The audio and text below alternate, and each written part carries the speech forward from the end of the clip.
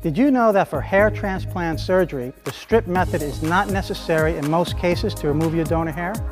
Now there is the Lexus FUE procedure. The donor hair follicles are removed with no visible scarring and no stitches.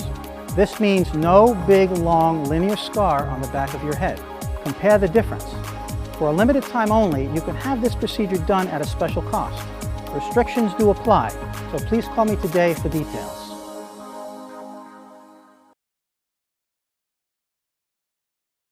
Vincent Delaney is like millions of men in the U.S. At least 35 million are bald. By age 50, nearly half of all men will lose a significant amount of hair. Vincent first noticed his hairline receding in his early 20s. Personally, losing my hair made me feel insecure about the way that I looked.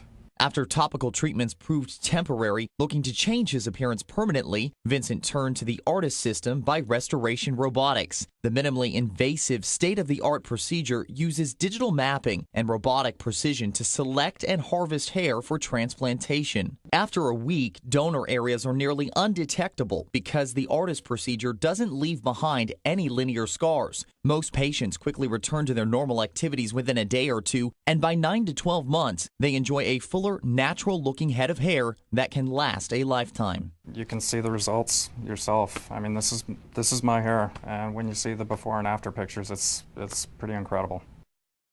So how does the ARTIS robotic hair transplant work? Not all of your hair is subject to male pattern baldness. For most people, the hair on the sides and back of the scalp is permanent hair. With the help of the ARTIS robotic system, your physician transplants this permanent hair into thinning areas. Once transplanted, this hair will begin to grow in about 6 months.